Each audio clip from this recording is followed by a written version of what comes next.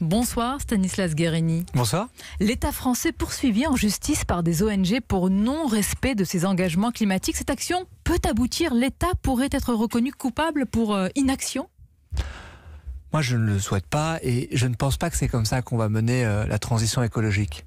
Je crois que si on veut vraiment réussir cette transition écologique, il ne faudra pas la faire les uns contre les autres. Au contraire, le sujet qu'on a aujourd'hui, c'est d'aligner les intérêts. C'est de mieux embarquer nos citoyens. Et donc, je crois que ce n'est pas une posture d'opposition qu'il faut faire. C'est au contraire une posture d'unité. Je pense que la mobilisation des jeunes demain est beaucoup plus enthousiasmante à ce titre-là. C'est un rappel à l'ordre de dire à notre génération, plus âgée, ne nous laissez pas cette planète-là, on doit gagner ce combat tous ensemble. Ce que vous dites qu'il ne faut pas la faire les uns contre les autres, cette transition énergétique, mais c'est ce que vous avez fait, c'est ce qui a provoqué la crise des Gilets jaunes.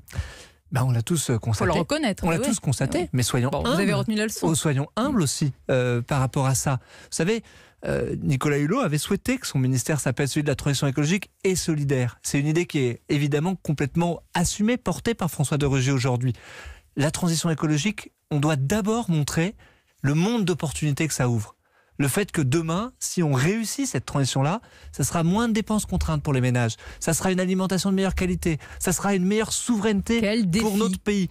C'est un défi qui est enthousiasmant. Et donc, il faut le faire en accompagnant. Moi, je crois qu'il y a beaucoup de choses qui ont été... Mais comment? Vous-même, pardonnez-moi, vous aviez mis le feu aux poudres il y a quelques semaines à peine en évoquant l'éventualité d'un retour de la taxe carbone. Est-ce que vous pensez toujours, très sincèrement, que c'est un outil efficace? Je me suis exprimé dimanche dernier sur ce sujet-là, puisque le parti que je représente, le mouvement La République En Marche... Mais comme ça évolue de jour en jour... Non, j'ai toujours été très constant sur ce sujet-là. D'abord, il faut dire... comment accompagner nos concitoyens. Et il faut le faire de façon encore plus concrète que ce qu'on fait aujourd'hui. Beaucoup de choses qui ont été faites. Il y a la prime à la conversion de véhicules, c'est 300 000 personnes l'année dernière, mais vous êtes pour 1 million retour. De personnes. Je crois qu'il faut aller plus loin sur les mécanismes d'accompagnement. Guérini, la question est simple. Pour faire ça, je vous réponds, pour faire ça, il faut trouver des financements. On a bien compris que sur la fiscalité, sur les véhicules, l'essence et le diesel, en réalité, mon opinion personnelle, c'est que les cours ont beaucoup augmenté, donc les prix sont déjà élevés. Et donc, à titre personnel, je parle au nom du mouvement, je ne pense pas qu'un retour de la fiscalité carbone sur l'essence et sur le diesel soit acceptable. Vous avez changé d'avis. C'est du bon sens, on ne va pas vous le reprocher. Mais excusez-moi de répondre de façon un peu complète à cette question-là, parce que sinon, vous voyez, on galvaude et on trompe les auditeurs. Et donc, j'ai dit que le retour de la fiscalité carbone pouvait être envisageable, il fallait qu'elle soit ciblée, donc pas sur la fiscalité sur les carburants, il fallait qu'elle soit juste, donc que cette fiscalité elle soit utilisée et que les revenus de cette fiscalité soient utilisés pour accompagner nos concitoyens et qu'elle soit partagée, qu'on puisse le faire sur tous les domaines, notamment le transport maritime ou aérien, par exemple. Est-ce que vous pouvez faire une proposition sans imaginer une nouvelle taxe? Est-ce que vous pouvez faire une proposition sans sortir du chapeau un autre impôt? J'en ai fait de très nombreuses on va prendre des exemples. Et qui n'étaient pas des taxes. Je vais vous donner un exemple très concret sur le thème que vous abordez, celui de la transition écologique. Je crois qu'on a fait les choses sur, je parlais tout à l'heure, la prime à la conversion pour les véhicules. Oui, mais voilà, il y a des ménages qui, les quelques milliers d'euros supplémentaires, malgré la prime, ils ne peuvent pas les mettre quand même.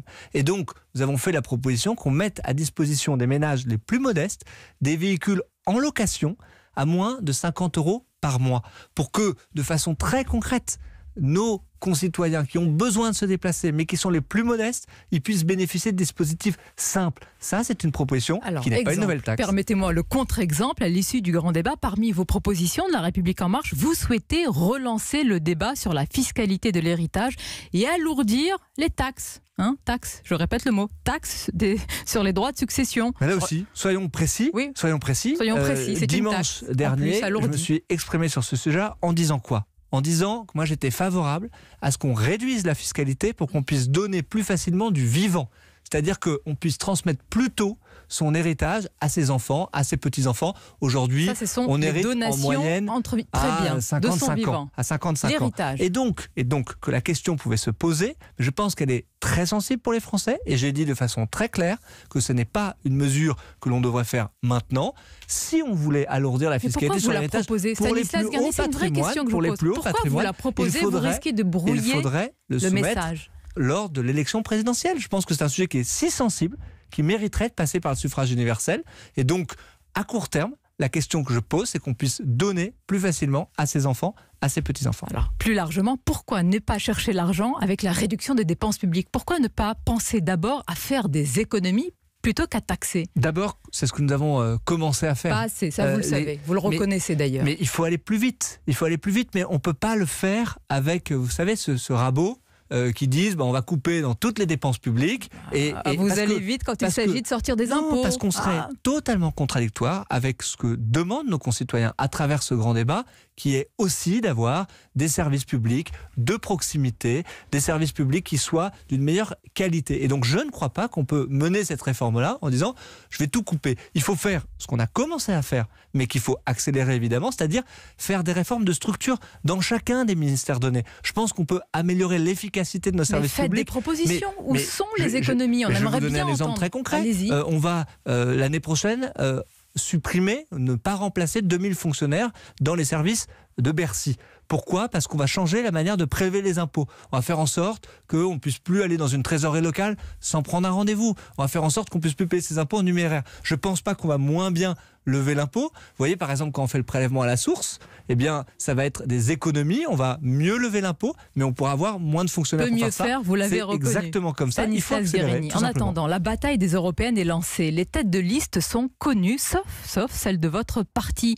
Est-ce que c'est si difficile de trouver aujourd'hui une personnalité capable de mener cette bataille? Mais ce n'est pas un point de difficulté. Mais on a toujours dit qu'on lancerait notre campagne de façon respectueuse, d'ailleurs, pour le grand débat, à la fin du mois de mars, à ce moment-là, nous donnerions notre tête de liste. Il y a aujourd'hui plusieurs possibilités, mais je crois que c'est pas un point de vos difficulté. Faveurs? Est-ce que la ministre des Affaires européennes, Nathalie Loiseau, qui d'ailleurs aura un débat ce soir avec Marine Le Pen, vous semble capable de porter ce défi? C'est des sujets que nous Elle vous semble capable? Vous la connaissez bien. Bien entendu qu'elle me semble capable. Donc c'est le bon profil pour être tête de liste aux européennes? Qu'elle serait un bon profil. Mais pourquoi il y a tant de précautions? Mais parce que nous voulons faire les choses dans l'ordre. Vous savez, c'est exactement comme ça. Vous voulez attendre la décision du chef, surtout. Pendant l'élection présidentielle, on disait vous n'avez pas de programme, Emmanuel Macron il ne va jamais démissionner, etc.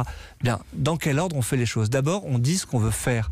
Le président de la République, cette semaine, la semaine dernière, plutôt, a une initiative qui était extrêmement importante, qui disait voilà ce que nous on veut pour l'Europe. Ça fait bien longtemps qu'on a arrêté de dire ce qu'on veut pour notre continent. On a arrêté de dire quel était le projet politique. Nous on veut commencer par ça. Il faut que ce soit et incarné. Ensuite, évidemment, je note on aura que pour vous, Nathalie Loiseau est un bon profil.